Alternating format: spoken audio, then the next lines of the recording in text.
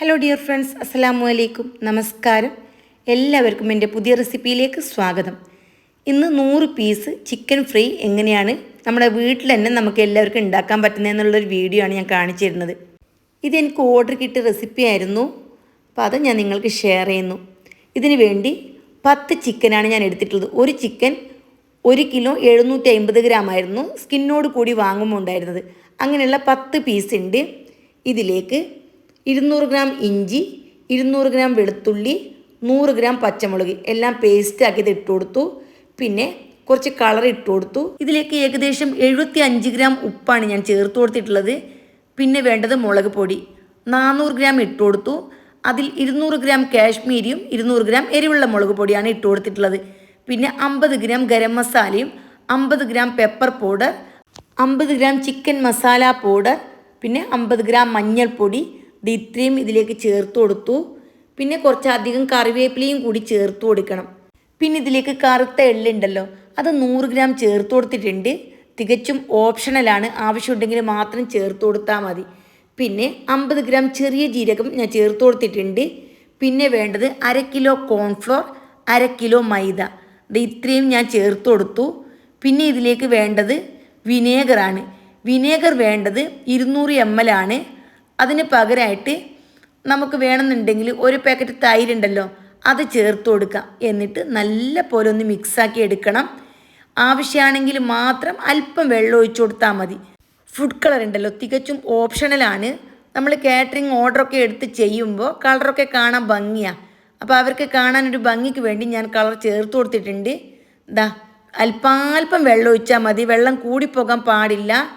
എല്ലാം കൂടി നന്നായിട്ട് മിക്സ് ആവണം. മുളകും എരിവും അതേപോലെ തന്നെ മൈദ മാവല്ലുണ്ടല്ലോ, എല്ലാ ഭാഗത്തും നന്നായിട്ട് കോട്ടാവണം. ആ രീതിയിൽ ഒന്ന് നല്ല പോലെ മിക്സ് ചെയ്തെടുക്കണം. വീട്ടിൽ വെറുതെ ഇരിക്കുന്ന ആൾക്കാരുണ്ടാവുമല്ലോ, സ്ത്രീകളൊക്കെ, അവർക്ക് ഒരു വരുമാന മാർഗ്ഗമാണ് ഇതേപോലുള്ള കാറ്ററിംഗ് ഒക്കെ തുടങ്ങിയാൽ. പിന്നെ ആദ്യം തന്നെ ഓർഡർ എടുക്കുന്ന സമയത്ത് ഇങ്ങനെ 100 പീസ് ഒന്നും ഒന്നിച്ചെടുക്കണ്ട.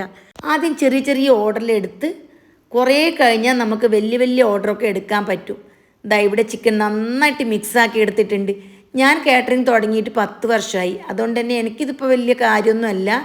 കുറേ പ്രാക്ടീസും എക്സ്പീരിയൻസിൽ ഉള്ളത് കാരണം നമുക്ക് എളുപ്പം തോന്നും. പക്ഷെ കുറേ ചിക്കനൊക്കെ നന്നായിട്ട് മിക്സ് ചെയ്തെടുക്കാൻ കുറച്ച് ബുദ്ധിമുട്ടാണ്. ഈ കോൺഫ്ലോർ മൈദ മിക്സ് ഉണ്ടല്ലോ, അല്പാൽപ്പം ഇട്ട് കൊടുത്താൽ മതി. അപ്പോൾ നമുക്ക് കുറച്ചും കൂടി ഈസി ആയിട്ട് നമുക്ക് മിക്സ് ചെയ്തെടുക്കാൻ പറ്റും. ഇവിടെ എല്ലാം കൂടി നന്നായിട്ട് തന്നെ ഞാനൊന്ന് മിക്സ് ചെയ്തെടുത്ത് വെച്ചിട്ടുണ്ട്. ഇതിന് കുറച്ച് ടൈം ഇങ്ങനെ തന്നെ ഇരിക്കണം. 4-5 മണിക്കൂറൊക്കെ വെച്ചാലുണ്ടല്ലോ ചിക്കൻ നല്ല സോഫ്റ്റ് ആകും. ഇതിൻ്റെ അകമെല്ലാം ഈ ഉപ്പും എരിവൊക്കെ പിടിച്ചിട്ട് നല്ല സോഫ്റ്റും ജ്യൂസി ആയിട്ട് കിട്ടും.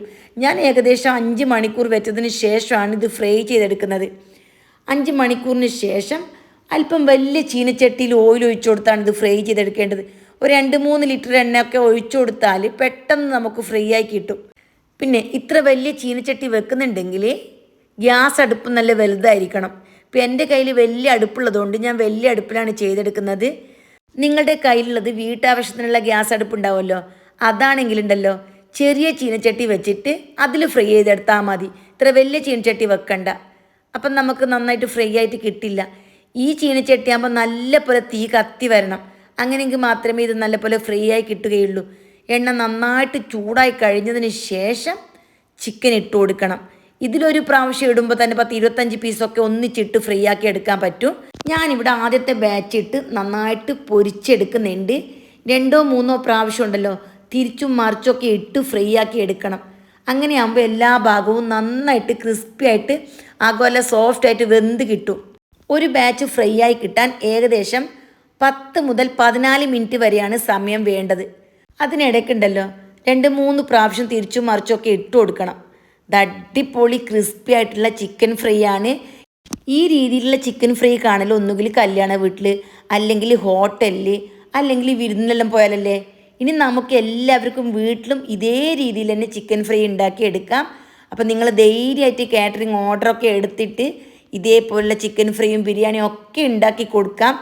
എൻ്റെ ചാനലിൽ തന്നെ ഞാൻ മുമ്പേ കുറേ പേർക്ക് ഉണ്ടാക്കാൻ പറ്റുന്ന ബിരിയാണി റെസിപ്പിയെല്ലാം അപ്ലോഡ് ചെയ്തിട്ടുണ്ട്. സെർച്ച് ചെയ്ത് നോക്കിയാൽ നിങ്ങൾക്കും അത് പഠിച്ച് ഉണ്ടാക്കി കൊടുക്കാൻ പറ്റുന്നതാണ്.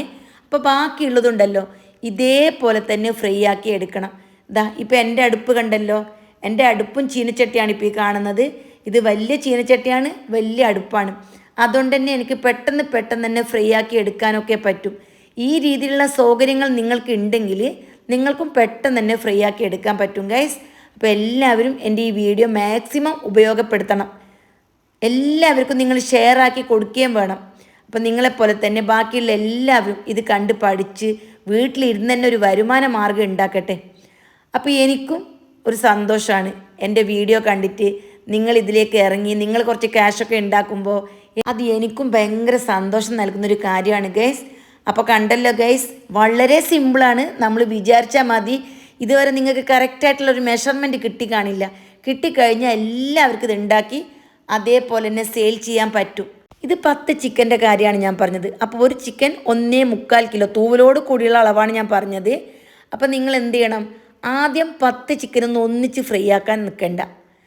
ഒരു ചിക്കൻ അല്ലെങ്കിൽ 2 ചിക്കൻ ഞാൻ പറഞ്ഞ അളവുണ്ടല്ലോ, അത് നിങ്ങൾ ഡിവൈഡ് ചെയ്തിട്ട് സാധനങ്ങളൊക്കെ ഇട്ടിട്ട് അങ്ങനെ ഒന്ന് ഫ്രൈ ചെയ്ത് നോക്കുക. അതിന് ശേഷം മാത്രം കുറച്ചും കൂടി കൂടുതൽ അളവെടുക്കുക. അങ്ങനെ കൂടുതൽ അളവിലേക്ക് പോയാൽ മതി. ഓക്കെ അല്ലേ?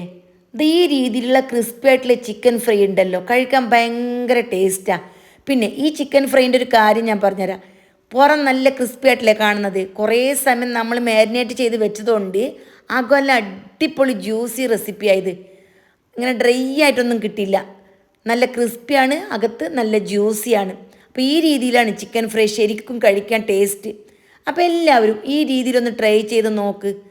ചിക്കൻ കണ്ടല്ലോ, വലിയ പീസാണ് ഞാൻ എടുത്തിട്ടുള്ളത്. ഇനി നിങ്ങൾക്ക് വേണമെന്നുണ്ടെങ്കിൽ ഒരു കോഴി 12ഉം 14 പീസൊക്കെ ആക്കാം. ഞാൻ പൊതുവെ 10 പീസാക്കിയിട്ടാണ് കട്ട് ചെയ്തെടുക്കൽ. അപ്പോൾ ഗൈസ്, ഇന്നത്തെ വീഡിയോ ഇത്രമാത്രം. ആർക്കെങ്കിലും ഉപകാരം തോന്നിയ ഒന്ന് ലൈക്ക് ചെയ്ത് സപ്പോർട്ട് ചെയ്യുക. വീണ്ടും കാണാം. ബൈ.